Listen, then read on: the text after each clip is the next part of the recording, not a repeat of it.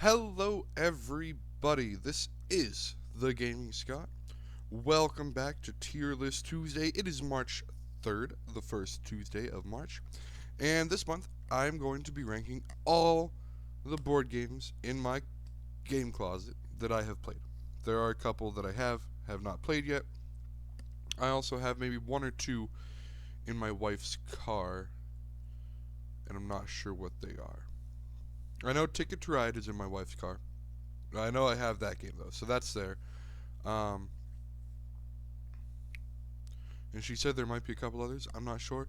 So yeah, I don't know. But either way, if we look at our list, I got how many is in a row? 1, 2, 3, 4, 5, 6, 7, 8, 9, 10, 11, 12 times 4. I got about 48 games, and we're going to be going through and ranking all of them. We got our S tiers, like absolutely try to play it every time people are over, or it's just a phenomenal game. Some games you can't play every time people are over just because they're extremely long games, but it's a game that everyone loves, everyone likes to play. Um, and then, of course, we'll go down to a D tier because we don't have an F tier. You know, if a game was an F tier game, I wouldn't have it. I like to do a little bit of research whenever I buy my board games. At least look it up on Board Game Geek. Maybe watch a Dice Tower quick review of it or something. I try to get some feedback. Look on the subreddit for board games. Look up the game. I do a little bit of research. You know, it's a $50, $60 investment, and I'm not about to pay $50, $60 for a game that I'm not gonna like or care for. Also, I got some orange juice to help us along. So anyway, without further ado, let us begin. We'll just go right down the line. I believe these are put in alphabetical order. So we start with some number games. We got 5 Minute Dungeon and Seven Wonders coming up front.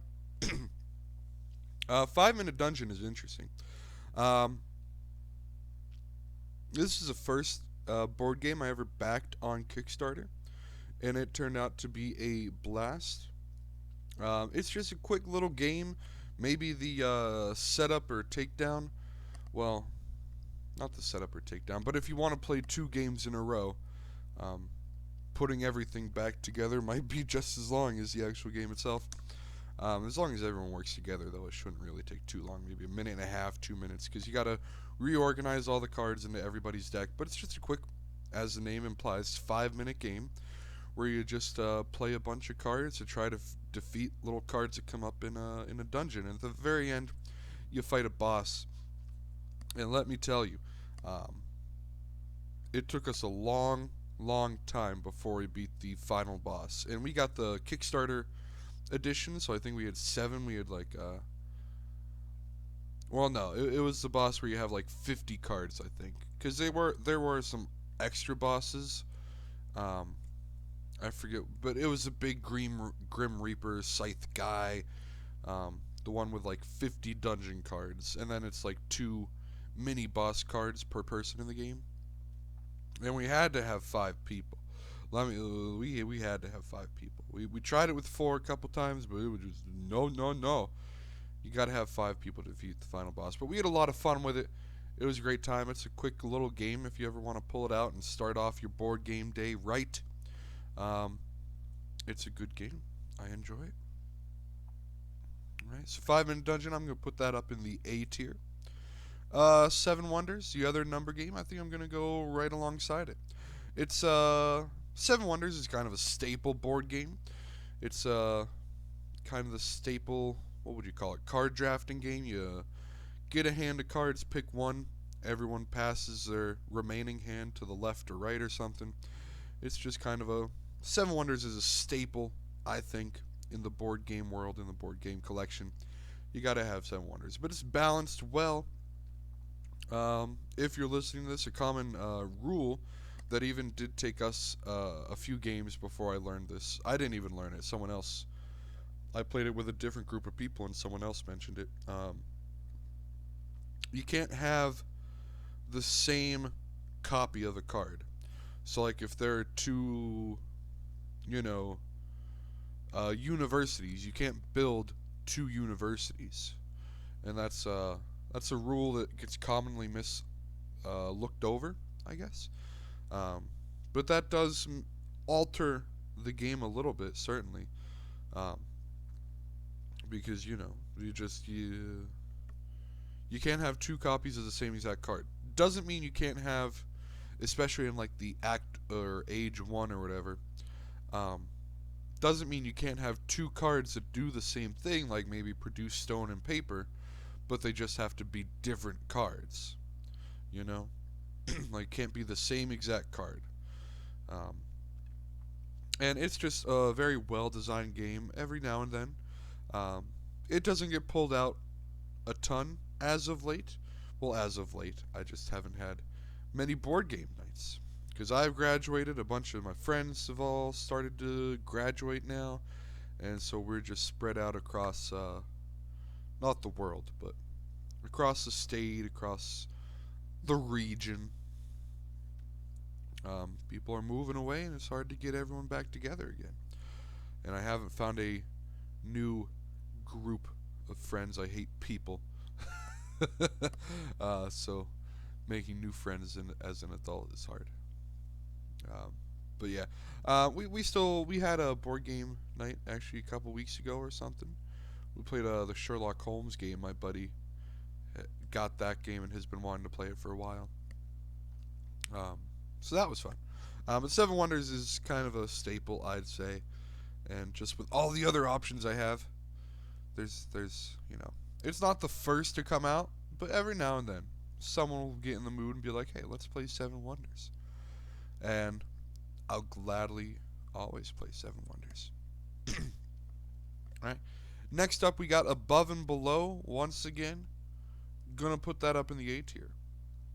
I haven't really thought. I know one game for sure that's going to go into the S tier, but again, I'm ranking these pretty much live on the spot. I didn't really put much thought into uh, where I'm going to put all these games.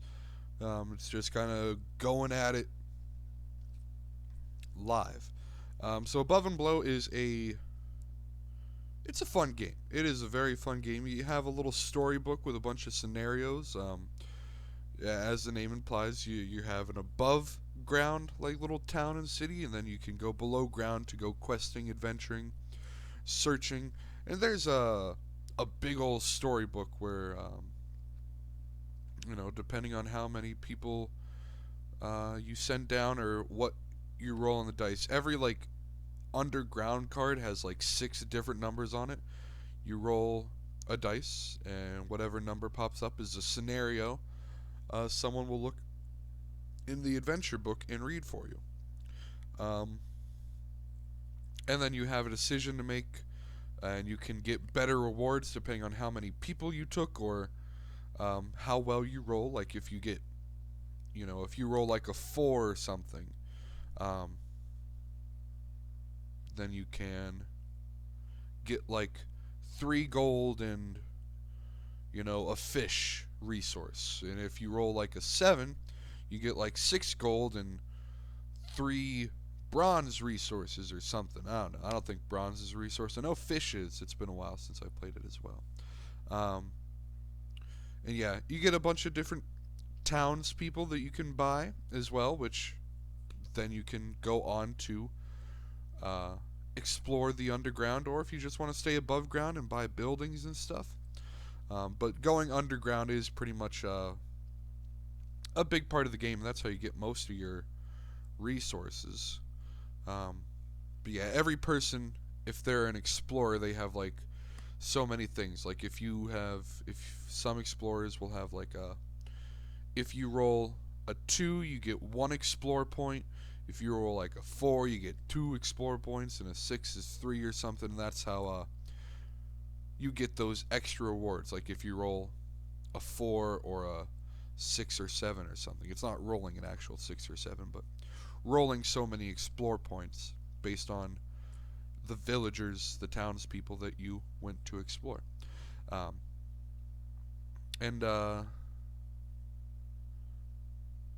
it took us a couple games. The first time I played it was a good time because we played it at a party, or we started it before a party had started. but then the party had started and people were drinking, and if we're playing board games, like not party board games, like board games, I usually have a rule like especially no heavy drinking, especially if you want to have a beer or two just as a beverage to drink on, by all means go for it, but we're not getting drunk while playing a board game. um, so it was tough to keep a couple people's attention after the party had started. But anyway, above and below, um, that's in the A tier, baby. Agricola. All right, Agricola. I got some background story for this. I'm gonna put it in the C tier. Um, Only because it could be a phenomenal game. I have no idea. I've only played it like maybe I've played it once, maybe twice. Agricola is kind of a heavier game. By heavy, I don't mean weight. By like just stuff going on, strategies, the involvement of everything. It's kind of a heavier game, and this was maybe like the second or third board game I bought. First probably being Catan. We'll get to that.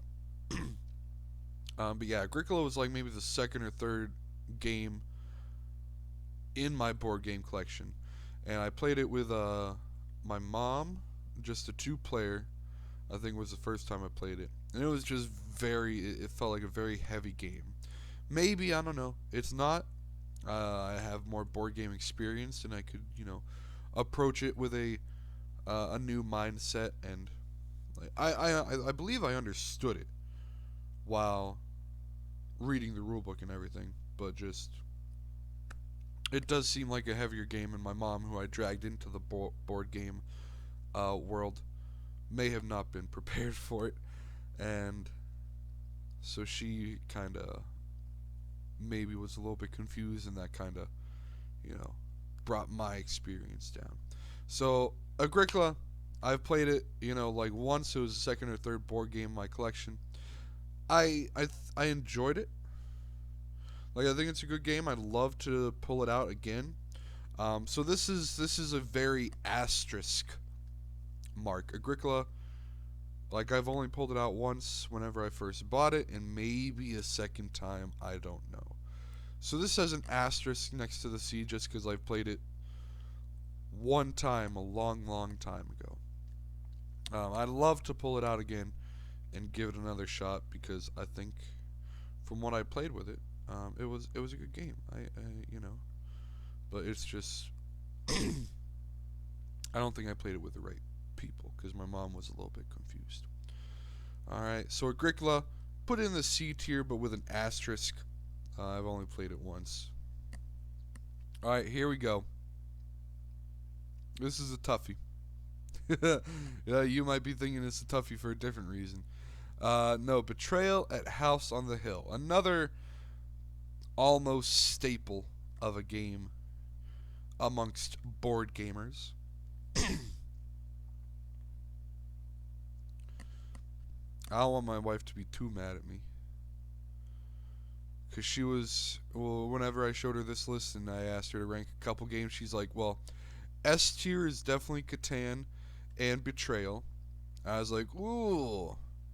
But yeah, maybe to make my wife not too mad at me, I'm going to put Betrayal in the C tier. And here's why. You know, the novelty of it has worn off. I've played it enough times. I don't super enjoy it anymore. I've never read the rule book. The first time I played it with another group of people who had already played it and knew what they were doing. So I've never personally read the rule book, which might also be a contributing factor. Because I like to read the rules. I like to know what's going on. But the rule book for this game is large, and there's so many rules that I think apply to only like very certain haunts or a select few haunts. And I like the first half of the game. I like exploring the house, setting it up before the haunt roll, but then that can sometimes go on too long, and if it does, then I start to be like Come on, this is a board game night. I want to be playing other board games. I really don't want to be playing Betrayal for like 2.5 hours. But then once the haunt starts, some haunts are fun. Like, don't get me wrong, some haunts are a good time. There's not too much going on. It's easy to understand, but other haunts can just be a disaster. And it also depends on who the trader is. If the trader is like a first-time player or something, you got to just send them off on their own. Good luck. You don't know what's going on. Too bad. You're on your own. You're the trader. Goodbye. And then they're like, I don't really know what I'm doing. Um, and like I said, some haunts are just specific rules for like these one or two haunts that nobody knows, and then somebody's just like, well, we'll just play it this way. And then you're like, is this really how it's meant to be played or something? And I don't know. I don't have the enjoyment for Betrayal at House on the Hill like I once did. So it's going to go in the C tier. Might make a few people angry. I know we've only had 5 games so far, but maybe probably the most controversial. Uh, that'll end up on the list. I don't know. We'll see. We'll see. But yeah, Betrayal, very low. I don't know if I'm going to even have any D tier games, honestly. Looking. Actually, have I played Forbidden Island?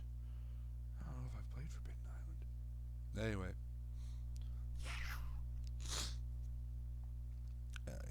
What's going on here? Bonanza. You grow beans. You're a bean farmer. I'll put that. B for Bonanza. I'll put it in the B tier. It's a good game. A few people I've played it with, they make fun of it. They haven't enjoyed it, but I enjoy it. It has might not be a unique mechanic, but a unique mechanic in the games I own where like you can't sort your cards. Like the card order of your hand does matter, and I think that's pretty neat. Um, and there's a lot of interaction. You can trade with people. There's market, I think. It's been a while since I've played it, but I know there is quite a bit of interaction in the game, and that's always fun. But you just plant some beans and try to be the best bean farmer in the world. I think it's a solid game. Definitely not A tier, but I don't want to rank it too low. I'd say it goes right in the middle, um, in the B tier. Um, B for Bonanza. Ah! Anyway, so yeah, Bonanza, solid game. Some people I've played it with have made fun of it, haven't liked it. I don't know why. I enjoy it. So Bonanza, solid, average B tier game. Throw Burrito.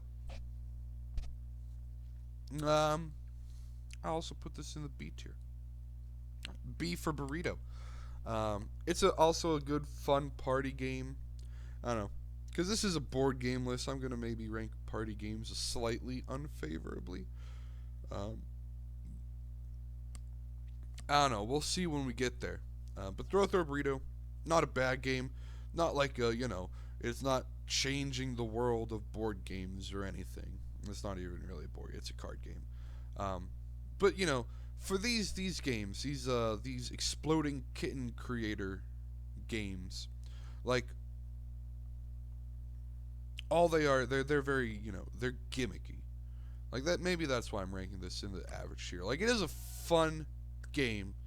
It's just gimmicky. Cause what's another one? Like you've got Crabs, I think.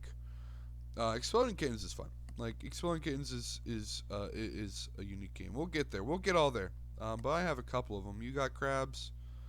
I swear I had another one. I don't know. But they've made a few games. Bears versus Babies, I think, is another one. But the gameplay, besides the gimmick, the gameplay is just always very simple. Throw Burrito, you're trying to get like sets of 3 cards, and all you do to do that is like draw a card from your draw pile and discard it in the person next to you's draw pile. So you're just drawing cards and then discarding them until you get like a set of 3 cards or something. And so like the gameplay of it, like your actual objective, is very simple. It's just the gimmick that makes it fun. if you get like a set of three duels or war or something, then everyone you reach for a burrito in the middle of the table, and you try to throw it at somebody else. It's dodgeball with a burrito. It's dodge burrito.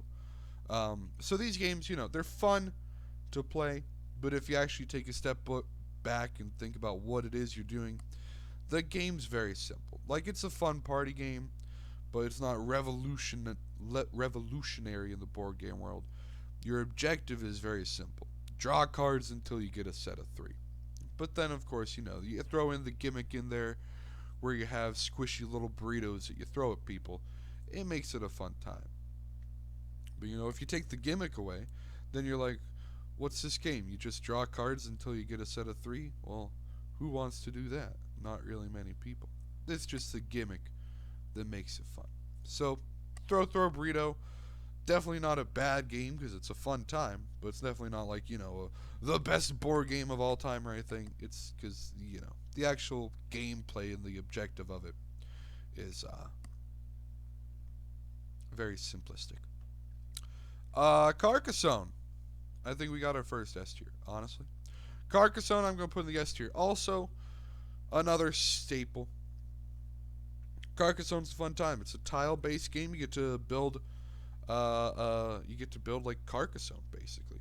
Throughout the whole game, everyone takes a tile, you place it. I think everyone's kind of familiar with Carcassonne. Like I said, it's pretty high up there on the everybody owns this game as far as board gamers. Not everybody owns this game, but people who play board games have played Carcassonne. Maybe they don't own it, but they definitely know what it is. They've played it. Not many board gamers do not know what Carcassonne is. So no real explanation, I think, needed for Carcassonne. It's an absolutely solid game. I got one of my wife's good friends loves Carcassonne. It has like every single expansion, and we did play a game of Carcassonne with like 5 expansions. That was terrible. But I'm just ranking the base game Carcassonne. I think the version I have does come with a river expansion, which isn't too bad. Just the base game Carcassonne.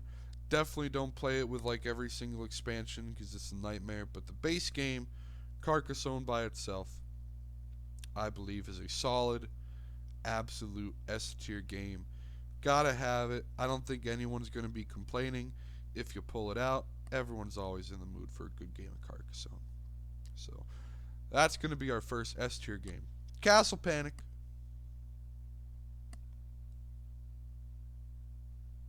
I'll put it in the B tier. Castle Panic is a co-op game. I don't know how widely known this game is. I don't know. When and how I got it, I honestly don't know. I don't think I got it as a gift. I think I bought it. I was just looking for games one day, and I saw, some games, maybe looking on Reddit. I don't know what led me or compelled me to purchase this game, but at some point, I was looking for games to buy. This probably popped up across my radar. I researched it a bit, and I was like, oh, looks fun. Like I said, it's a co-op game. It's kind of like a tower defense co-op game. You have a castle in the middle of the board with like little cardboard towers that surround the middle of the board, which is kind of a neat 3D aspect of it. And then you just got goblins and trolls and orcs and stuff kind of bombarding in at you from all 6 sides on the map. And you got kind of like Pandemic, you have cards in your hand that you can use to fight the monsters. Because, like I said, there are 6 zones around the map, and then there are 3 tiers. Like, they take a step after each turn. There's like the far away zone that archers can shoot, and then there's like a second tier which is closer that like I don't know, swordsmen or something can fight, and then like the closest tier is like soldiers or something. I don't know, but I know archers somewhere in there is swordsmen, but different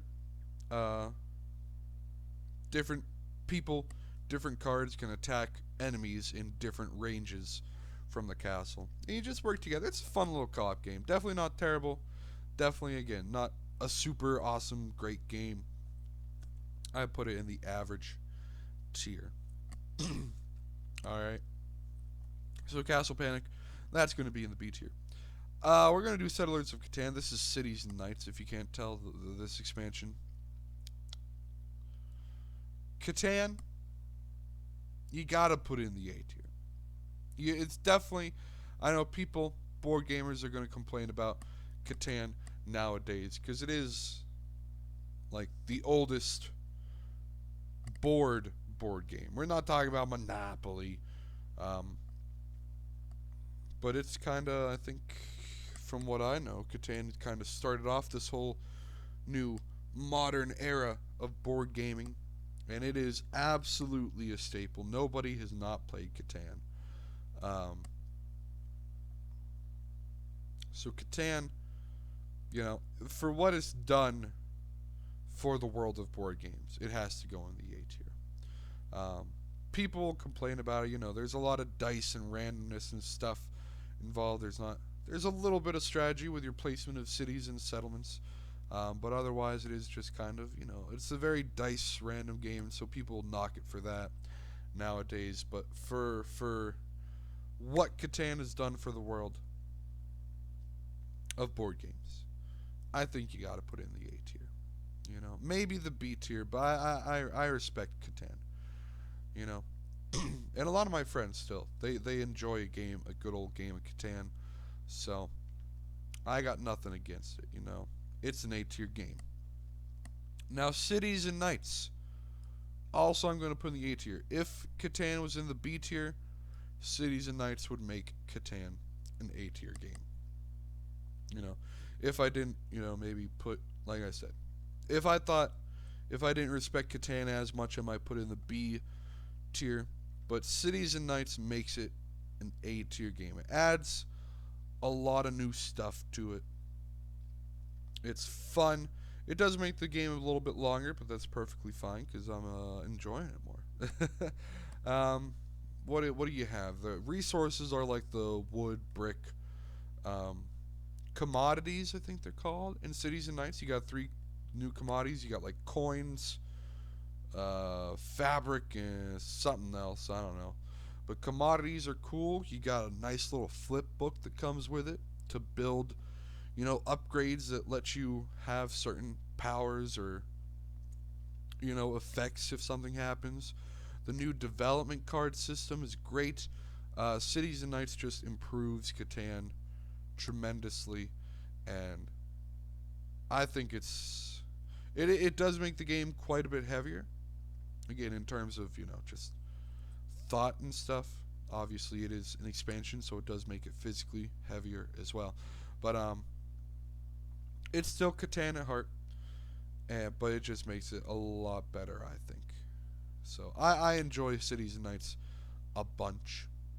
So I'm going to put that expansion in the A tier, right next to Catan. Clank! Exclamation point. This is a more recent game I've got. I'm going to put in the A tier. Clank is a great game. It's a card building game, a deck building. I don't think you build cards. A deck building game, while being a board game. It's not like a purely deck building game like Dominion is, or what is it? There's another big deck building game. DC deck building, or is it Marvel? I don't know. I had a friend that had that one. I never owned it.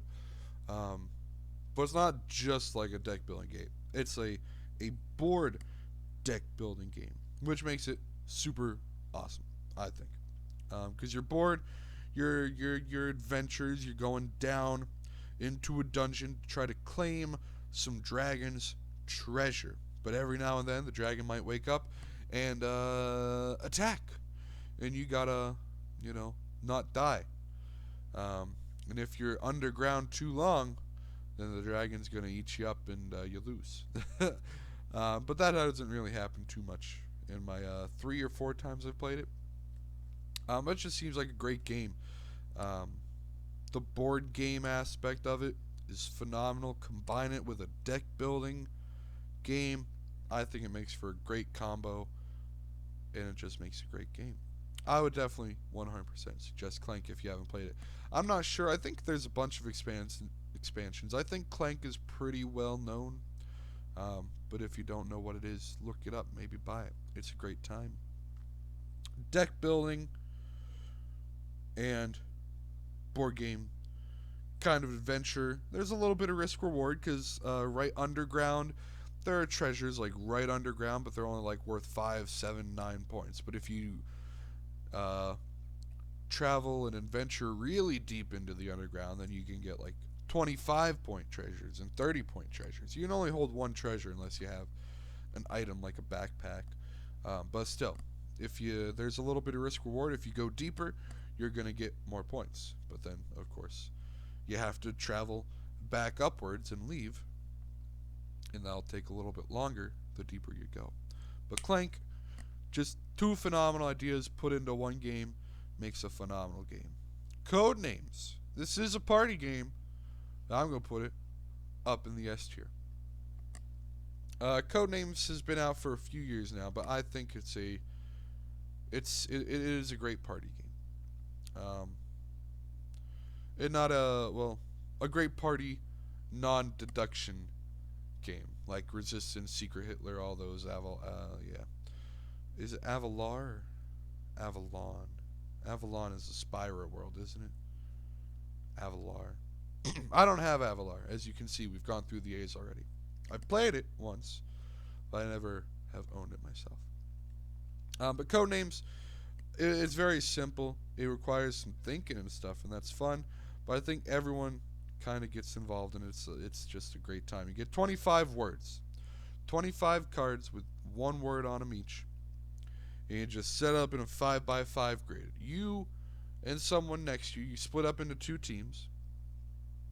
Two people, usually right next to each other. They're the code master. They give hints. Each team has like 8 or 9 words of their color, because the code master gets like a little card that says, here's the grid of 5x5 cards, here are the red cards, here are the blue team's cards.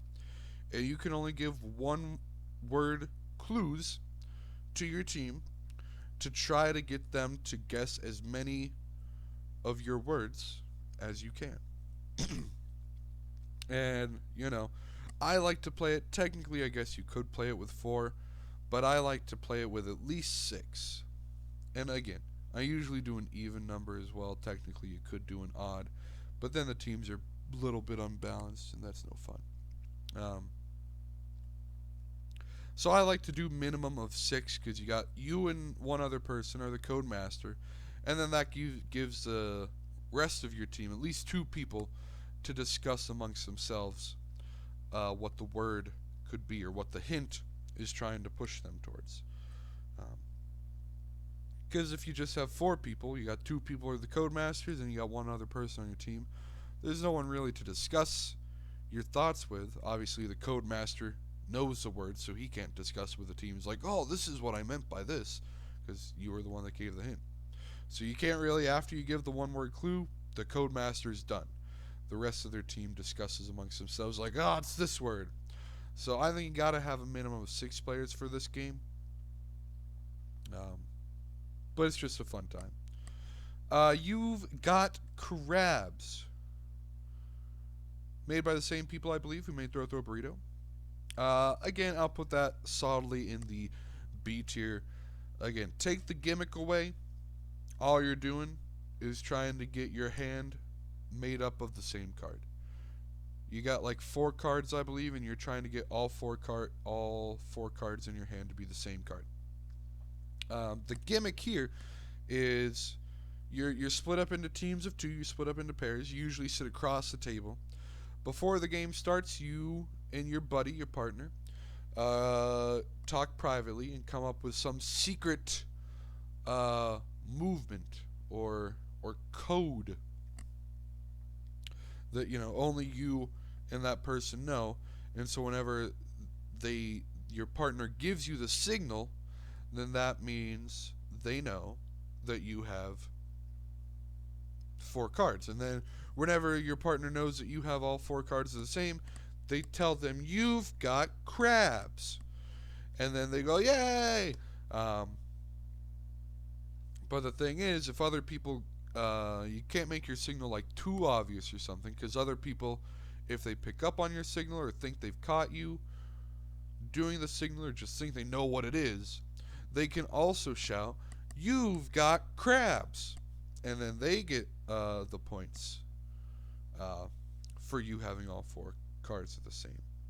So that's pretty much the game. You try to get, once again, all 4 cards are the same in your hand, and then it's just a little gimmick like you and your partner make up a secret signal between each other to let the other person know that you have a set of 4. So again, solidly in the B tier. Dominion, I think I'm going to put up in the S tier. I don't have any um, expansions for Dominion. I want some eventually. I did ask for a couple for Christmas, but I think the production was low or at a lull because all the expansions shot up in price, or at least the ones that I asked for. Because I looked up what expansion should I get first for Dominion, because right now all I have is a base game. And they're like, you should get this one or this one. And I was like, okay, I'll ask for both and hopefully maybe get one. But both of the most popular expansions, I guess, shot up in price. Maybe just because it was the holidays or something, I don't know. They were, short on production at the time. But I did not get any expansions for Dominion. But Dominion itself is, again, a deck builder. And I think the interesting part of it is, unless you have, I think, what's it called? The estates, you get like 1 victory point for every green card you have. Unless you have that card in your game, I think that it's really fascinating that, the cards that you want to win are cards that just hinder your deck. Because all they are is victory points. But they do nothing if you draw it in your hand. It's basically a dead card if you draw it. And I think that's a pretty interesting aspect of the game. But otherwise, Dominion's just, again, I believe a staple. Again, if you played a deck building game, you know what Dominion is. And I've enjoyed it every time. It's relatively quick, maybe an hour tops. And once you get some people that have played it, you can use just the deck of every card in the board game and just deal out like whatever it is, 10 cards to figure out what 10 cards you're going to be playing with. And so the game has a ton of replayability because you can have a different setup of 10 cards every game. And with the expansion, of course, those possibilities only continue to multiply and stuff.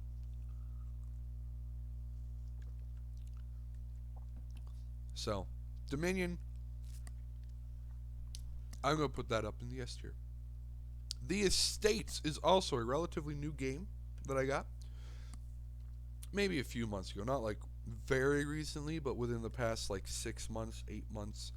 I'm going to put that up in the S tier. What the Estates is, it's a game where you build up buildings in a city. There's a new construction project across the whole city, and you and like a few other people are building it up. And every decision you make, there's lots of decisions you can make, and every one is very vital or interesting, and they could come back to haunt you later maybe. And yeah, I only have played it like 3 or 4 times. I don't remember too much. It was a while ago, I guess. I just remember I had a blast with it, and we played one game, and then we're like, what do we want to do now? And they're like, oh, I get this game now. Let's play it again. And I was also more than thrilled to play it again because I had a great time. Because the main part of the game is kind of like an auction thing. Like you pick a spot on the map, I think, if I recall correctly. You pick a spot on the map on the board that you want to build on or sell. And depending on the situation, you could, really want to build on that spot, or you could just want to make some money and sell the spot to somebody else. So, depending on what you want to do and what other people want to do, you bid on the spot. And so, usually, of course, the everybody else bids. And once you have the highest bidder, everybody is passed except one person, and they're the highest bidder. Then you have the option, the seller, the auctioneer of the spot or something. They have the option to just take the money and sell the spot to let the bidder build on the spot, or the auctioneer can instead pay the highest bidder what they've bid to instead build on that spot themselves. So you do got a couple options there. Again, you want money in the game, so that's pretty much one of your main sources of income, I believe, is selling off spots whenever it gets to your turn. But if you really want to build on that spot, then you could instead be the auctioneer and pay the highest bidder their bid to take that spot for yourself. And that's like the main part of the game, but there's just a lot of strategy and decision making that goes into the game. Like, is this what I want to do at this moment? And there's a lot of cool things in this game. So Estates is going to go in the A tier.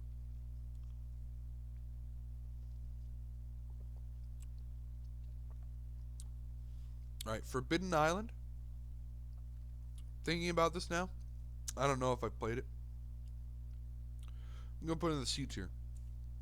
I know it's made from the same people who made Forbidden Desert, and I think Pandemic.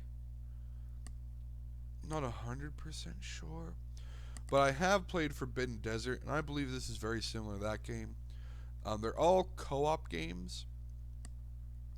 Um, and if Forbidden Island and Forbidden Desert were made by the same people that made Pandemic, I think Pandemic's definitely their best of the group. Forbidden Island and Forbidden Desert, I just didn't like it much. I think they're very similar. Desert, maybe the sandstorm is like sweeping tiles away, or Forbidden Island here, you might, be losing part of your island, and so tiles are going to go away. I don't like it as much as Pandemic. I think Pandemic, as far as co-op games go and stuff, is kind of there. That's the staple co-op game is Pandemic. Forbidden Island stuff, Desert, I believe they're a bit similar. I'll put it in the C tier. Again, I don't think I've played this one. I think I played Forbidden Desert. I wasn't like too fond of it. I was like, okay, we're here. All right, so yeah, putting in C tier. I don't think I've played this specific game yet. Friday is a solo game. It's also kind of a deck building game. It's Robinson Crusoe. If you know that dude, you're on an island. You're trying to survive, and it's a neat little deck building game. You can play it. It's a solitaire game. Um, you just play it by yourself. It's a deck building. You get a starting deck of cards, and you like flip over. I haven't played in a while, but you flip over some cards. You have two options, I believe. You can do this or this, and depending on what you want to do, you play a card, and you either survive or fail. If you do, you get to add it into your deck, and then whenever you shuffle your deck, you like flip it over to the other side, and use that instead as like your card ability. There's also different difficulties built in. So like there's a green, yellow, and red, um, and depending on what difficulty. Oh no, that's not the difficulty. That's like what stage you're in, what part of the game you're in, I believe. Like if you're in the first part of the game, you have to meet the green requirements of the card. If you're in the middle, you have to meet the yellow requirements. If you're in the red, you got to meet the red requirements. But it is a great solo game. I haven't played it in a while, just because it's weird to. I don't know. I don't want to say it's weird to play a board game by yourself, because it's not. That's why they make them. If it was weird, they wouldn't make them. So don't go into the Sigma. Don't be afraid to buy a solo board game. They're a fun time. Friday, it's also very nice, little compact. Um, It's a very small little box, and it just is a good solo deck builder stuff. All right. Fuse. I'm not sure if many people know about Fuse. I'm gonna put it in the B tier. It is similar, kind of, to 5 Minute Dungeon, except with instead of cards, you have dice. But Fuse is again another time-based game. I think this Fuse is like 10 minutes maybe, but you get a bunch of cards, and they have like dice requirements on it, and you have a whole bag of dice, and there is a little bit of a 3D aspect to it, of course, because they're dice. Dice are 3D, but there's some building parts of it stuff. Like one card could be like you have to build on the card a tower of 3 dice, or like you have to build a pyramid of 6 dice, like 3 on the bottom, then 2, and then 1 on the top, and that will complete the card. So there is some actual just stacking of dice on there, but of course there is some other dice requirements. Like say you pick a card, has like a 2, 5, and a green. That means, you know, the dice to fill up that card and pass it or beat it is you need a green dice, and then like doesn't matter what color dice you have, but you have to roll a 2 and a 5 to fulfill that card. It's a little bit different than 5 Minute Dungeon, as in everyone is trying to beat the same card. Everyone has their own separate cards, like 3 or 4 I think, and they're trying to just fill up their own cards.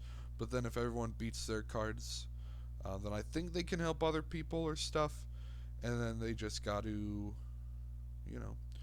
what it is kind of like they're defusing a bomb by doing all these cards. And it's a fun game. It's not as fun as I think 5 Minute Dungeon, although it definitely doesn't take as long to set up or reset up in between games. So it does have that going for it. But Fuse, I haven't pulled that game out as much as I have 5 Minute Dungeon, so I think that's got to be a tier lower in the B tier. Gloom. I don't recall much of this game, so I think I'm going to put it in the D tier.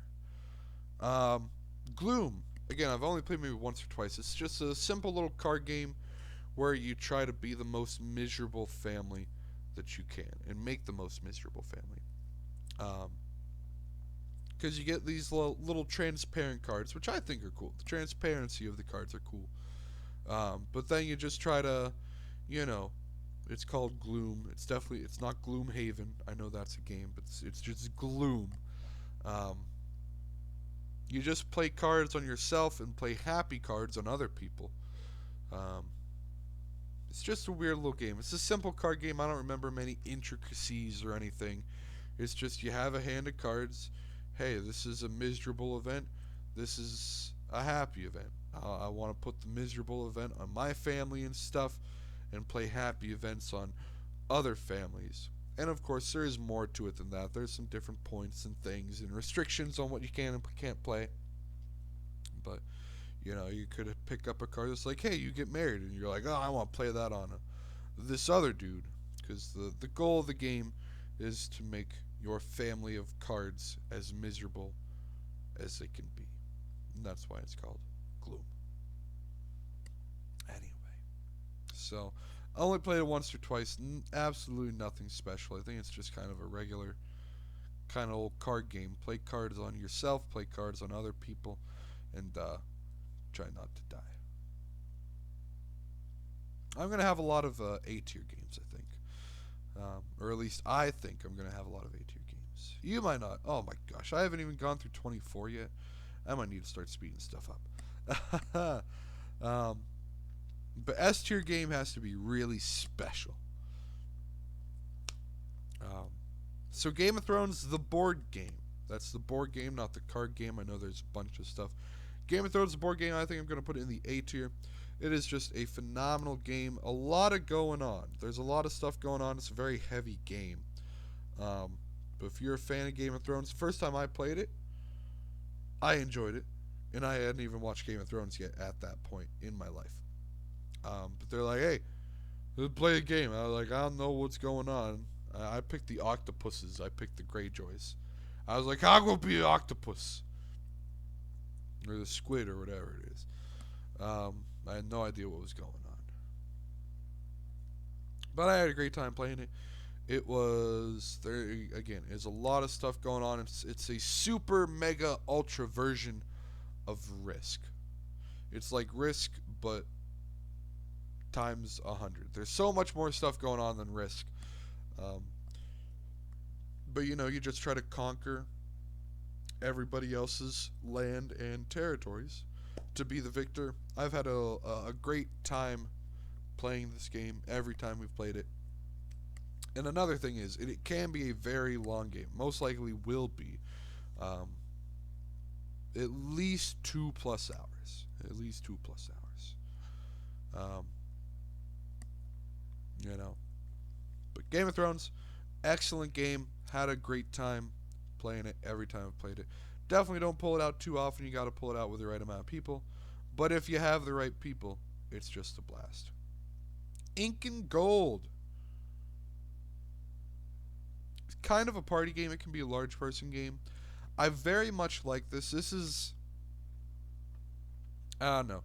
This is a low A tier game or a high B tier game.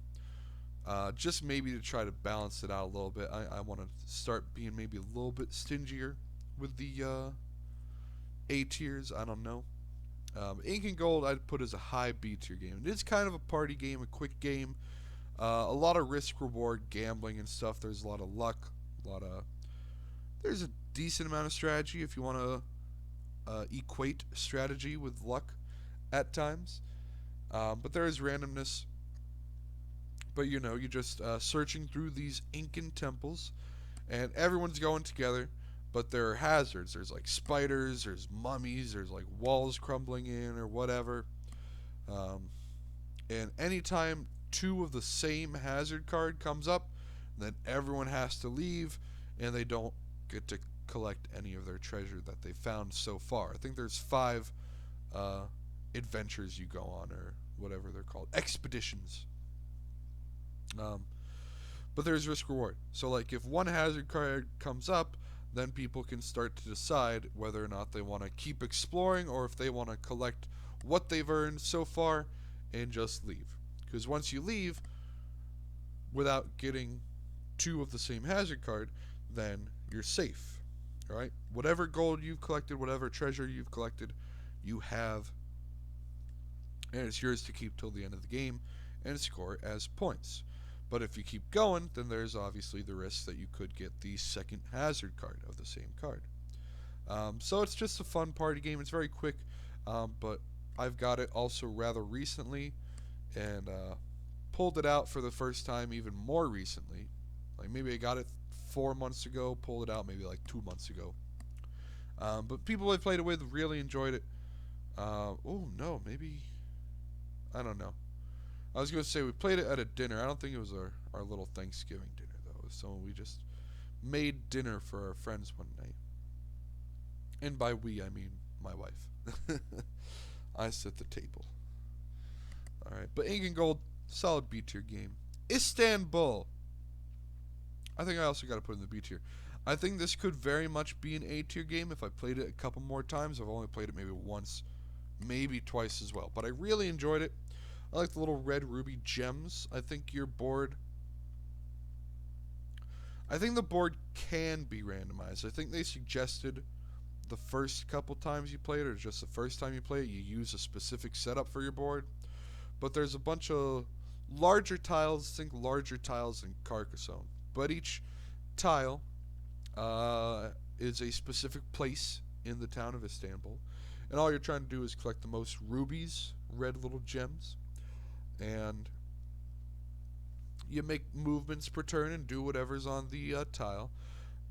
But it was just a very fun game. I remember having a great time with it.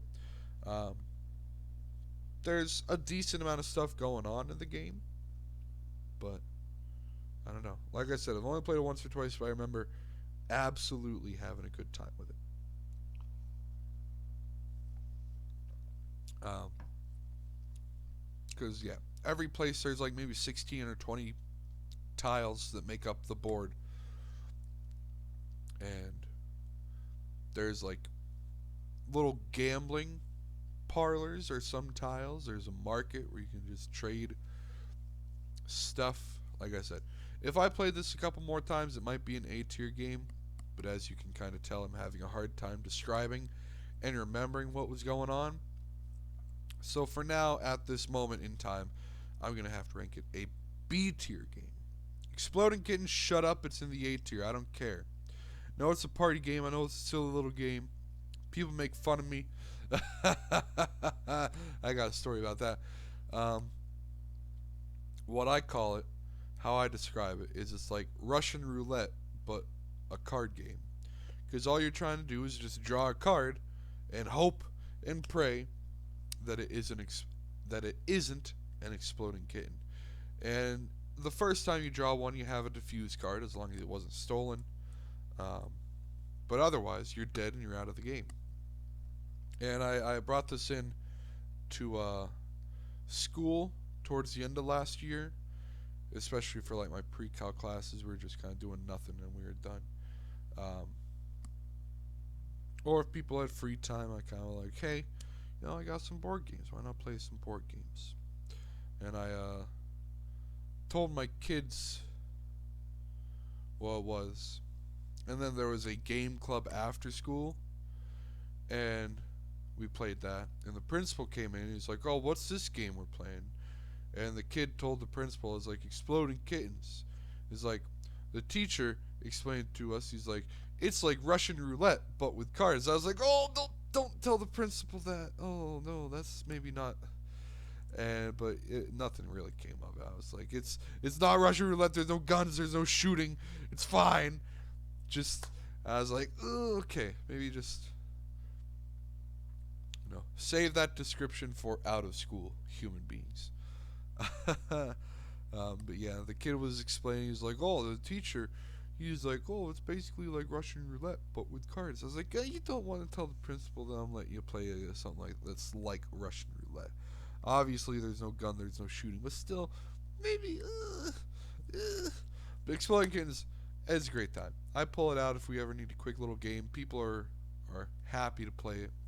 I'm putting it in the A tier. Definitely better than their Throw Burrito and You've Got Craps. It's a card game. It has some gimmicks, um, but it's a solid game. I don't care.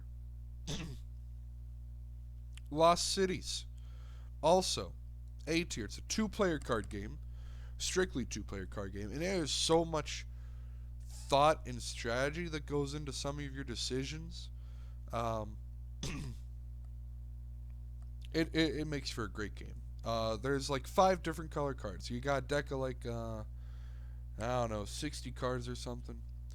There's 5 colors that go from like I think 2 to 10. I don't think there's a 1. There could be. Maybe it is 1 to 10. Maybe there's like 65 then. Would that be it? Because there's 5 colors. I guess 10 cards. I think it is 1 through 10 now that I think about it. And then there's 3 like handshake cards of each color. But Lost Cities, all you do there is you got expeditions that you're going on. Once you start an expedition, like once you play a certain color card, then you've lost. You're at minus 20 points. You got to play cards to get up back to at least making it even. And it's just a great two-player game. Some decisions can be really tough because let's say, you know, you only have a hand of 8 cards, and after you can either play a card or discard a card and draw a new card. So you use one of your cards, whether you play it on your own side or just discard it, and then you draw another card. And the thing is, especially if somebody else has, like, let's say they're very much trying out red, and you have like a red 8, you obviously don't want to discard that card until they've played a red 9 or something, because it has to be in ascending order. So like once you play, you know, if you start at 4, you can't play 3, 2, or 1. Or if you play 4, 6, then you can't play the 5. It has to be in ascending order. Right, but Lost Cities, it's a very quick, strategic little game um, for 2 players, and it's a great time. A tier. I have a lot of A tier games. Maki Koro. One of these next 2 is going to go in the freaking D tier. Maki Koro. I'm going to put in the C tier. It is just kind of rolling dice and picking cards. That's all it is. It's rolling dice, so there's obviously a very large element of luck and chance with it. And then you draw some cards. You pick new cards to build in your city, and then you can use their effects if the number on that card is rolled. And so it is kind of maybe, I don't think you'd classify this as an engine builder or something like that. No, I don't think so. But anyway, Maki Koro is it's a fun time if you're in the mood for it, but it's definitely nothing special. A lot of dice rolling, a lot of luck and chance. If we got half an hour to spare or something, I'm definitely not going to say no to it if someone asks if they want to play it, but I'm probably not going to be the one to suggest pulling it out. Monarch. There you go. I think I'm going to put you in the D tier. Monarch is a straight up, you buy some cards from a lineup of several cards. And then once somebody has like 7 cards, then the game's over. I do not get much enjoyment from playing Monarch. There is some fun stuff that can go on. There's some strategy, I guess. Because at the start of your turn, you can either harvest, which gives you food, or you can tax, which gives you money. And you need money to buy cards, but you can't tax your city unless you have enough food to feed everybody. So that's why you need to harvest. You need to harvest to get food, and then whenever you tax people, you give food to your people, and then you collect money from them. And that's essentially it. At the start of your turn, you harvest or tax, and then if you have enough money, you can buy cards, and once you get 7 cards, the game's over, and you tally up some points, and you win or you lose. That's it. I don't like it that much. I'll be honest. I don't like it. Munchkin. I'll put that on C tier. I haven't played in a very, very long time. It probably doesn't help Munchkin's case that the latest feedback I've seen from it is just anytime I hear people talking about Munchkin nowadays, it's nothing good. It's like it's too long or it's too, whatever, and it's been a long time since I've played it. It seems like a cool game. You get like an RPG, you get like little accessories for your character.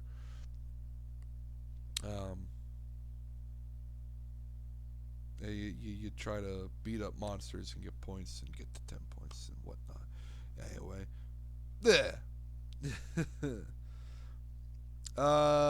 so Munchkin, I'm gonna put that in C tier. Mysterium, I think I'm gonna put you in the S tier, baby. Mysterium is kind of like a Clue and Dixit put together. I've never played Dixit. I know what it is. I don't own it, nor have I ever played it, but I know what it is. I know kind of what you're doing. So Mysterium is kind of like Clue and Dixit put together. One person plays the ghost of someone who was murdered, and the other players play as psychics who hold a seance to attempt to communicate to the ghost to figure out who killed him and how he died.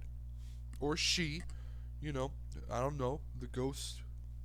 A woman could have been murdered. I'm not sure if that's explained or explicitly stated in the rules. But the ghost can only communicate with the psychics through means of abstract art. I think they're called vision cards, and every vision card is just very abstract. It's just a picture, um, and so every psychic has their own like little lineup. Then if everyone gets their lineup, then at the end of the game, um, you all decide, um, what was the actual exact lineup, how the ghost had died. But the vision cards, it can just lead to some very, it has led to some very humorous moments. Um, One time, I like playing the ghost, even though people get mad at me because apparently I suck. But there was one game I didn't play as the ghost, and the person who was the ghost, I was on the middle stage. I was trying to guess the location, and the ghost gave me a vision card with a teddy bear on it. So I picked the children's room that had a teddy bear in it, and it wasn't the children's room that had a teddy bear in it, even though I got a card with a teddy bear pretty much prominently in the middle of the card, and that was very upsetting. But yeah, it can lead to very humorous moments. So Mysterium, a lot of people always enjoy playing it, even though they'll get maybe PTSD flashbacks of events that have occurred in previous playthroughs. But overall, looking past that, people are always excited to go back to Mysterium. And I think it's going to be an S tier game. Pandemic. I got to rank it higher than Castle Panic. It is another co-op game. Um, it is another, I think, staple. I want to get a Pandemic Legacy game. I have not gotten one of those. I'm excited to. At some point in my life, I got to get a group of people who are willing to do that, though. But Pandemic is a staple. I've had. This is probably one of the. Also, one of my first maybe 10 board games, maybe 5. I don't know, but I've had it for. It's been up there. It's been part of my collection for. It's up there. It's in the top 5, maybe top 10 of board games I've owned for the longest amount of time. But it's a staple. It's a co-op game. I think everyone knows what Pandemic is. Um, you know, you got disease, you got cubes, you got disease cubes, and you try to eradicate them. And it's just it's a fun time. It's just a lot of strategy, a lot of scary nervousness because oh, don't give me an epidemic card. Oh God, it's been a while since I've played it, but I remember it fondly. It's good times. It's tough. It's not the easiest. We never play on easy because easy's for scrubs, but it is not the easiest game to complete and win. But it is a good time. What do we got left? We're at like 18. Oh boy, I said I was gonna do some stuff soon. Pit with Bell, maybe as a joke, I put it in A. But I think as a game, it's in the B tier. Now don't. If I was talking about like absolute, how much enjoyment I get out of playing these games is probably an S tier. Like, I don't even know what this list is. Is it my enjoyment out of games? Just, I don't know. It's what I think of them, if they're good or not. But Pit, if it were enjoyment, it would absolutely be S tier. Pit is one of the most fun games to play in the world. All you do is, it's kind of like, you've got crabs. You try to get all the cards in your hand to be the same thing, but you trade with people. It's like the stock market. You just trade. So there's different resources or different whatever you're trading. You got like wheat, barley, corn, coffee, etc., etc. And there are 9 of each card. So there are 9 wheats, 9 barleys, 9 corns. And you try to get all 9 in your hand. And what you do is you trade with other people. Now, you don't tell other people what you're trading. You just say how many of something you're trading. And they have to trade, of course, the same amount. You can't trade like 2 for 3 or 2 for 1. You have to trade the same amount, but you just don't yell what you're trading. You just yell how many of something you're trading. And they have to be the same. So you can't trade like a barley and corn and shout 2, 2, 2, 2. They have to be 2 barleys, 2 corns, 2 wheats. But there are kind of like wild cards like the bear and the bull, which are bad cards. The bull can be good It can count as a wild, so like if you have 8 barley and the bull, then you got it. But the bear is always bad.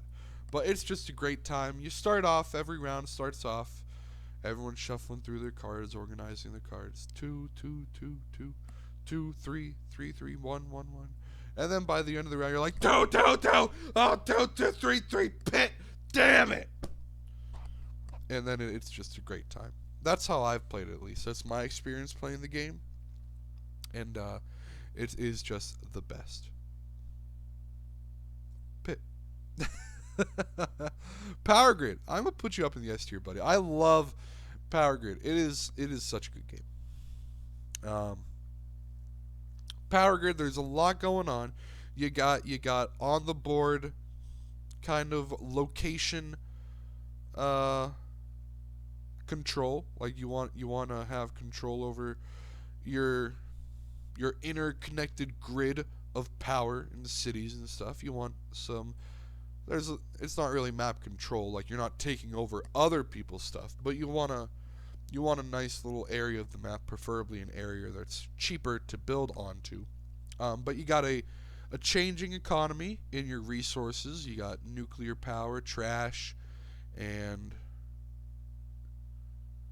oil. Is oil and coal two different ones? Are there 4 or 3? Oil? No, I think there's 4, yeah.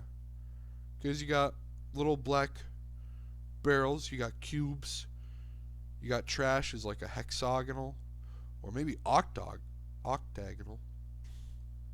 Little things. And I forget what nuclear power is. Maybe red. Probably red something. Maybe it's a red cube. But yeah, there's 4. You got 4 different resources. Oil, coal, trash, and nuclear power. And at the end of every round, it changes. If people buy them, then it replenishes a little bit, but they're still just as expensive. But if nobody buys any, you still replenish them, and then they go into the cheaper cost area. And then, of course, there is also the wind, air, power, which is free. You don't have to spend any money to buy those resources. Just windmills, it's clean energy. But it's a great time. And then it also has the wonderful aspect of it of the worse you're doing, the more advantages you get. Like if you're in last place using their conditions, they do have specifying what last place is. I think the amount of cities you own is first to determine last place. But if you are in last place, you're like the first to do stuff in the next round. Like you're the first to choose what new power plant you want, and you're the first to, buy resources. You're the first to build cities, and it's just a great time. There's a lot of good stuff going on in that game, and I absolutely love it. I wish I had pulled it out more. I haven't played it in a while. I'm kind of bummed now thinking about it, because Power Grid, I love playing Power Grid. It is a phenomenal game. The Resistance, I'm gonna put up in the A tier. It is no. I don't know. Maybe it's not fair. Oh no! I didn't put Secret Hitler in here. That's what's in her car. Secret Hitler is an A tier. I'm gonna put Resistance in the B tier. Secret Hitler, I have it. I have Secret Hitler. It's an A tier game. Secret Hitler. Can I? Options. Add new. Anyway, Resistance. Just because I don't think the Resistance and the Secret Hitler are in the same tier, I'm gonna move the Resistance down to tier B. Either that or Secret Hitler would be an S tier game, and the Resistance would be an A tier game. Yeah, I'll do that, actually. Oh no, what happened? No, don't, no! Oh god. Oh god. Oh god. Okay, it's there. Oh my god. Oh god. Oh, that was. Whew. All right. I got my mouse. It has these little side buttons that like go back a page and go forward a page and stuff, and I accidentally clicked the wrong button. So yeah, the Resistance. It's a simple deduction game. You know, you're either a member of the Resistance or you're a spy, and it is just a great time to play with friends. It's a great party game up to 5 to 10 people. Um, Yelling at other people, "You're a effing spy," even though you're actually a spy, just never gets old. You go on 5 missions, you take people who have trust issues by the end of it, but it's just a great game. Secret Hitler, that's S tier then. Resistance, Secret Hitler, not in the same tier. I'm putting Secret Hitler in the S tier. It is it's the Resistance. It's another social deduction game done a little bit better. Instead of spy and resistance, you're liberal or you're a uh, fascist.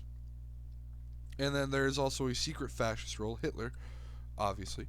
Um, but if you are Hitler, you want to be played a bit more liberally because you could win if Hitler is elected as a chancellor at any point in the game. So there's just a little bit more extra stuff in Secret Hitler that puts a slight edge over the Resistance. So Secret Hitler up in the S tier. Sagrada. This is also maybe the newest game I've gotten that I've played. I got this at Christmas. I played it a couple times now. I'm going to put it in the B tier. Like, don't get me wrong. It is an absolutely fantastic game, but really it's just kind of a dice drafting game. And you're building a colored glass window with these dice. The dice are very nice to look at. There's like a bunch of different colors. So like green, blue, yellow, red, purple, I think. So the dice are very nice to look at, but you just roll some dice and you take turns drafting the dice and try to fill up your board. Kind of like with Fuse, depending on the board you have, there are different requirements. Like you have to maybe fill in, if a spot is blue, that means a blue dice has to go there. Or if there's a 3, and it doesn't matter what color it is, but you have to put a 3 there. Um, there are some other things that make it a little bit more interesting. There are tool cards, and there are like public objective cards, which gives everybody points at the end of the game, in addition to your secret objective, which is basically try to focus on a certain color die. Um, and in addition to the card requirements, like blue has to go on a blue, um, threes have to go on threes. You also have the other requirement: 2 colors and 2 of the same number die cannot go right next to each other horizontally or vertically. They can go diagonally. So like a blue could be touching the corner of another blue, but you can't put a blue like right next to each other. That's called orthogonally. That's in the rule book. Horizontally or vertically. You can't have 2 blues touching or like 2 3s touching. So you do have to kind of keep that in mind as well. Like if you have a spot that is a green, even if the spot next to it is just white, which means you put any dice there, that means you still can't really put a green dice there, or else you screwed yourself for the spot where you need a green dice. So there's some little bit of thought that goes into it. Of course, towards the end, with only like 2 spots left, there's a little bit of luck and chance that maybe the dice you need just won't be rolled or pulled. But I'll put in the B tier. It is kind of a simple game, but it's a fun time. Schotten Totten. Also going to put in the B tier. It's another 2-player game. I've only played it once with my wife so far. So it's a fun game. It's kind of like a border control, like you and your neighbor are fighting for control of your land, and you're just trying to increase the size of your land by just a little bit by rolling these rocks a little bit more into his property, so your property is a little bit bigger. It's a fun another card game where you just play cards on each rock, and whoever has the best combination of cards wins. There's like different colors, or you could get like a run of 3 or 3 of a kind. Um, And there's a ranking system for what set of cards beats the other set of cards. Kind of like a poker type ranking system. You know, like a 3 of the same color beats 3 of the same number. I don't think that's true, though. I think it's vice versa. I've only played it once, like I said. So if with more plays, it might go up there. It kind of has a similar to. Did I put Lost Cities in the A tier? Yeah, I did. With more plays, it might move up to an A tier, but for now, it's B tier. Skirmish. I'm not gonna put it in the C tier just because it's small. I'm gonna put it in the B tier. Skirmish. Think Stratego in card game form. Each person gets a deck of 25 cards, and you just set up your cards into 5 piles of 5, and everybody has like a crown that looks, kind of like that on one of their cards. That's like the king or whatever in the Stratego that you're trying. The flag. The crown is like the flag of Stratego. You usually want to put the crown at the bottom of a pile. There's not really any reason you wouldn't. And then you have different cards like rank 2 through 7 or something. And you just attack cards. And there's archers, which can defeat any card. Then there are shields that will defend against any card. But otherwise, a 6 will beat a 5. A 5 will beat a 2. 7 will defeat anything, pretty much. And you just try to get to the bottom of your opponent's piles, and, well, not really the bottom. You just want to find their card. Once you attack their card with a crown, then you win. So it's a quick little Stratego game, but in a card form, sort of. That's what I think of it as. So I'll put in the solid B tier. Sheriff of Nottingham. I'm going to put you in the A tier. It is a little bit of social deduction and things, not really, but it's a fun time. Usually there's some role playing that goes on in the game and some voices and accents that are awful, and those moments have led to some fun times. Be like, hey, howdy partner, how you doing? I'm the sheriff. What you bringing into town today? Oh, good sir, I'm just bringing in 3 measly chickens. Oh, well, it doesn't sound like you're bringing in chickens. I don't hear no clucking. That sounds like a wheelbarrow full of crossbows and pepper. Because pepper is contraband in Nottingham. So it can lead to some fun role-playing moments after you get into it a little bit. But, you draw some cards, you have a hand, you try to fill up your pouch with legal goods, although, of course, you can smuggle in some contraband if you're feeling risky. And, of course, if you do, you could even offer the sheriff a little something to look the other way and let you go in. Sheriff is, he's not the most moral man in the world. And it's a fun game. Skull. B tier. Skull's a classic game, I think. It's been around more than just this board game. I think it's been a game people have played. It's kind of a deception type thing, risk reward gambling sort of thing. You have 4 cards. I actually do have the board game. I haven't played with deck cards, but you got like roses and skulls. And you just play a card. You keep playing cards on top of each other until someone stops and they bet how many cards they could point at to flip over without flipping over a skull. And then if other people think they could do more, then they would bet more. And if people don't, then they will pass. And whoever has the highest bid, then they will pick cards. And they point to anybody's cards. They don't have to start with their stack. At least I don't think so. Although I don't know why they wouldn't, unless they have a skull. But usually, you play your cards and you point to the top of other people's cards and hope that they aren't skulls. But of course, that's where the deception comes in, because I don't think you have to play your cards. Or maybe you do. I don't know. But that's part of the deception, because, like, if you're the one that bet, then other people will be think, oh, well, if he bet, I'll bid higher, and then I'll flip over his cards. Because if he bet, then obviously he knows his two cards or three cards are probably not skulls. So, but then they're hoping like, hey, this person's gonna outbid me and pick my cards because he thinks, so, he's not gonna have no skulls. But ho ho ho. So it's a little bit of a tiny amount of deception and skill and strategy that can go into the game. But it's a fun little quick game. That's some good stuff. Splendor. S tier, baby. It's an engine builder. I think most people are familiar with Splendor. I dig it, dude. I dig it 10 times out of 10. And there is no real rhyme or reason to the one strategy you want to stick to. Sometimes I'll try to stick to, get the bonus cards that give you 3 points at the end. Or 3 points when you get them. The, nobles, I think they're called.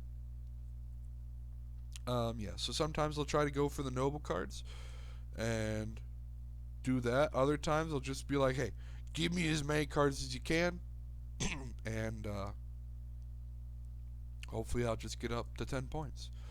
And other times, I'll go for the noble cards and just fail tremendously. And other times I'll be done in like 2 turns. Not really 2 turns, but Splendor, I think, is another kind of staple. I think people know what Splendor is. And I dig it. I don't not dig it. I know some people have kind of been like, it's okay. It's an okay engine builder. And sure, I haven't really played that many engine builders. So, what do I know? For now, Splendor is kind of like the only engine builder I own. So it's up there, dude. It's an S tier. Steam Park.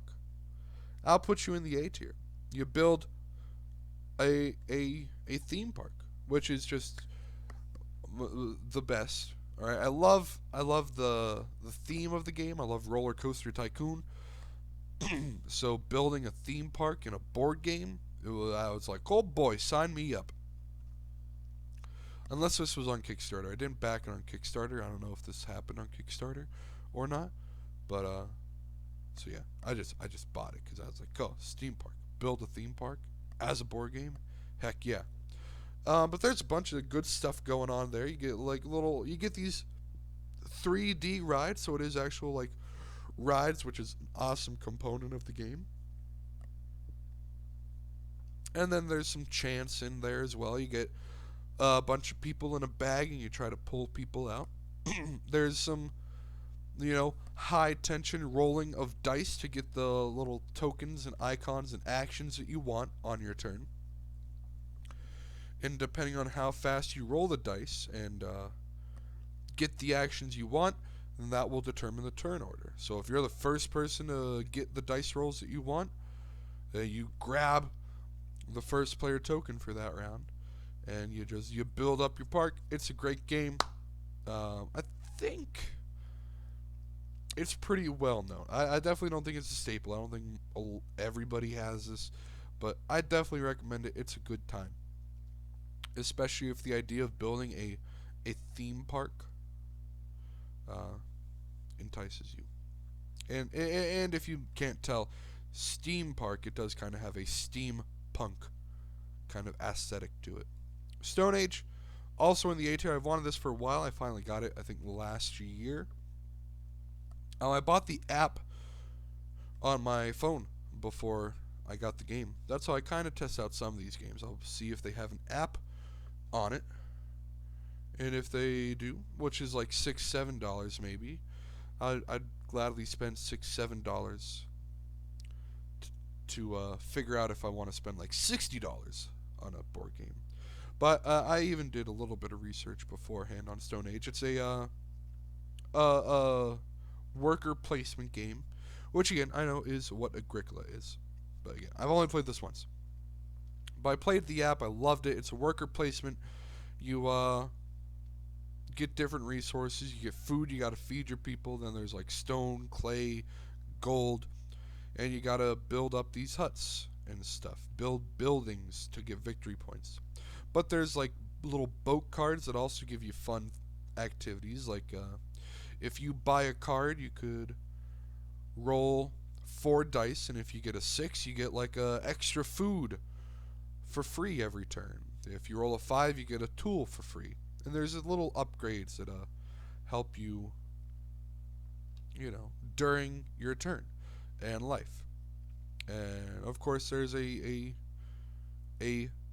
birthing hut where you can put 2 of your workers to make a new baby. Stone Age, it's a great worker placement game. Again, there's probably a bunch of games out there. There are a bunch of games out there that are not on this list that are probably better worker placement games, better engine builders than Splendor. But for now, what I very much enjoy these games. Stone Age is an excellent game. I very much enjoy it. Suburbia.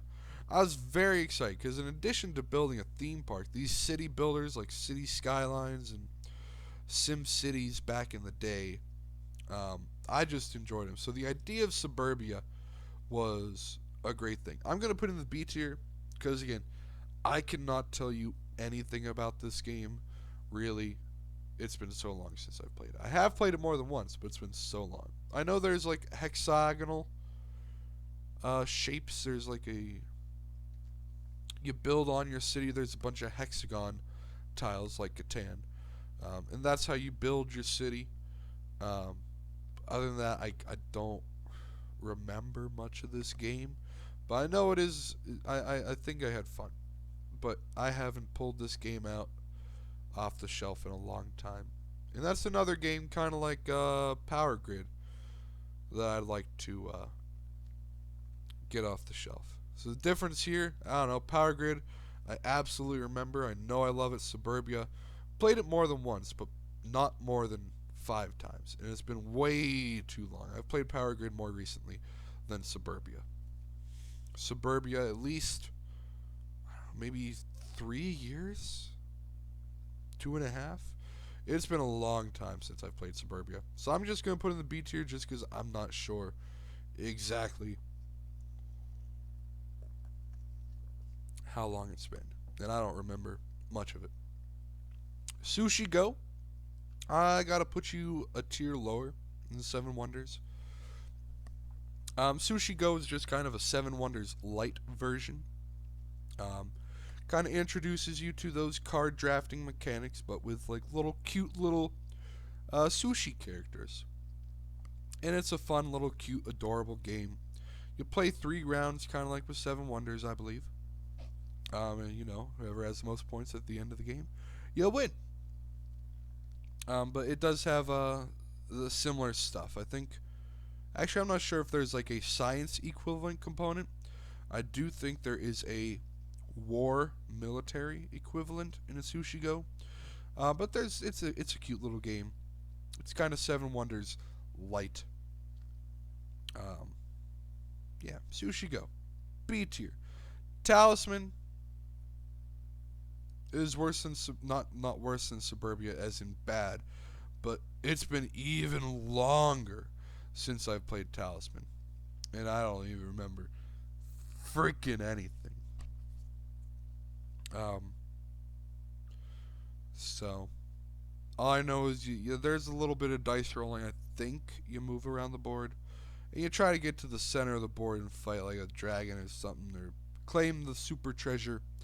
I don't know. It's been way too long since I played Talisman. So I gotta put in a C tier. I'm sorry. Probably a great game, but it's been way too long since I played this. And to be honest, I don't think I have as much a desire to get it off the shelf as Suburbia. So I think I gotta put you in the C tier, buddy. I'd much faster like to pull Suburbia off the shelf than Talisman. Yeah, that's kind of all right. Let's see. B. Well, we'll go over that at the end. We got 4 more games. Tammany freaking Hall. Welcome to the club. Yeah, I had a friend who messaged me about Tammany Hall. He's like, I wanted to buy it, but on Amazon right now, it's like way too much money. I think it's like food chain magnate amounts of money. And I was like, I'm sorry, dude. Because Tammany Hall, if you don't have it, I'm so sorry. It is a phenomenal game. how I explain it to people that have never played it before, the rules are simple. The game is not. Tammany freaking Hall. It takes place in, I don't know, whenever Tammany Hall was a thing in New York. 1920s, 10s, 30s. Um, but you're taking over New York. Tammany Hall was built. A bunch of corrupt politicians and mayors and taking over the town. Um, so there's a bunch of little districts and wards in Tammany Hall. And the game takes place over 16 years, which is 4 uh, term cycles. During the first term, the first 4 years, nobody's any position. You're getting uh, at the end of year 4, you have elections, and then people get into position. So the first 4 years are always relatively calm and quick. But the game is simple. During each turn, you place 2 ward bosses in a ward. You can put them in the same ward. You could separate them into 2 different wards. Or you could put 1 ward boss in a ward, and then an immigrant cube in a ward. It could be the ward you put your ward boss in, or a different ward. And then you get a favorite chip of that immigrant color's color. So like, not actual like skin color, but like, I think, I don't know. There's like Irish, German, English, and something else. Italians, Italy. I think Italy is blue. So if you put a blue cube in a ward, you also get a blue favorite chip. You get a favorite chip from the Italians. They're like, hey, I moved you in, you give me a favorite chip later. And that's all you do. Each turn, you put 2 ward bosses down, or 1 ward and a cube, and take a favorite chip. At the end of year 4, then elections occur. So if 2 or more people have a ward boss in a ward, then they battle for the votes. How they do that is each ward boss counts as 1 vote, and then you can decide how many favorite chips you want to use. You can only use favorite chips of colors that are in there. So if there's like blue and white cubes in there, you can't use any of your green favorite chips. You have to tell each other how many favorite chips you have of that color, honestly, and then you choose in secret how many you want to use. Each favorite chip counts as an additional vote. If you win, then you get the ward. You keep 1 ward boss in there and kick everybody else out. If you lose, then the other person keeps their boss in there. If it's a tie, then nobody gets that ward. And then you go through all the wards, and then you count some points, and people get the position. There's a mayor, they get 3 victory points, and then they also decide the offices of everybody else. And then they can, every other office has like some ability they can use during their term in office. And then you go through the same thing in 5 through 8. You put more 2 ward bosses down, or a boss and a immigrant cube, and get a chip. And then at the end of year 8, another election. End of year 12, another election. But there is so much stuff. There is one office position that is like the best, and people can make deals with other people's, betray them. They don't have to stick through those promises. Like, hey, if you give me this position, or you let me have this ward, I'll stay out of there. Or like, I won't touch the Italians, because you do get bonuses if you have like the most Italians in all your wards, or the most Germans, all that stuff. They're like, hey, you let me keep this ward, I won't touch your blue cubes. I won't try to take the Italians for myself. Right? You make deals and stuff, and of course, deals mean nothing. You could keep through with them. You can stay through with your promise, or you could betray them and be like, haha, I'm going to take the blue cubes. Of course, that could work or not. I don't know. But yeah, Tammany Hall, absolute S tier game. It is so fun. It is the best. Buy it, unless it's like $150. Then, unless you really want it. But Tammany Hall, absolutely love it. Ticket to Ride, Solid A tier. You know, it's an A tier game. Ticket to Ride is another staple. It's just even my even my nana likes the game. Some of these games, a lot of these games are too much, but Ticket to Ride is simple enough, easy enough. Um, Everybody enjoys it. Everybody, and a lot of the people that friends up here in my college town. I'm not in college, but I'm still in the college town area. Um, they still enjoy it too. Nothing wrong with Ticket to Ride. Solid A tier game. One Night Werewolf. I think I'll also put you up in the A tier game. Finishing my juice, sorry. It's another deduction, kind of secret role type game. Um, Different than Secret Hitler and the Resistance. So, Resistance, you're you know, a spy or part of the Resistance. Secret Hitler, you're part of the fascists or the liberals. One Night Werewolf is actually different roles. You could be a medium. You could be the robber. You could be a troublemaker. You could be, the werewolf is a bad guy.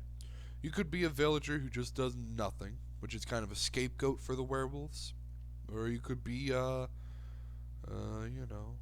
drunk. You could be the tanner, which is a fun time.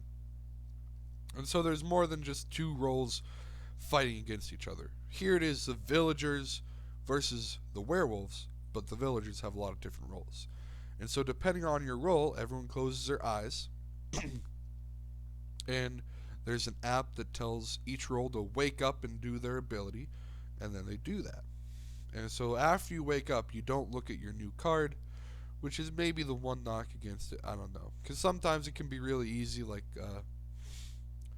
say, the troublemaker switches a werewolf and a villager. You don't get to look at your cards once you wake up unless you are a certain role, like a sleep. I forget what you call it. The person who can't stay asleep. The name eludes me right now. But there is a role that, like, look at your card and put it back down, and that's the last person of the night. But otherwise, you don't know if your role is what you were at the beginning or if it changed. And sometimes, it's just how it goes. A troublemaker could, like, switch a werewolf and a villager, and everyone's going around saying their roles, and be like, oh, I was the villager. And troublemaker was like, I switched you and you. And the person who got switched was like, oh, well, I was the werewolf. If you switched us, then he's the werewolf now. And everyone's like, yep, okay. But sometimes it could be very clever and, like, not actually be the troublemaker and say you did that. And that could be fun. But so far, I think 9 times out of 10, something like that happens, where it's been, like, very quick, like, oh, I switched this guy and this guy. He's like, oh, well, I was the werewolf, so he's the werewolf now. Hip hip hooray. That's been the case. But either way, One Night Werewolf, very fun secret role game, deception stuff. Good stuff. Lords of Zit it. I'm going to put in the C tier. I only played it once. It was a fun game, but I don't remember it too much. That's kind of like Talisman. It's like, I don't super have a desire to pull it off the shelf again. There's a lot of other games that I haven't played in a while that I'd much rather pull off the shelf than Lords of Zidit. Like I said, I don't remember it too much. I haven't played it more recently than Talisman. I think more recently than Suburbia. Again, that could still be anywhere from like 2 to 4 years, but I just don't have a super desire to pull it off the shelf again. So that is our list. S tier, we got Carcassonne, Codenames, Dominion, Mysterium, Power Grid, Splendor, Tammany Hall. Let's say S tier.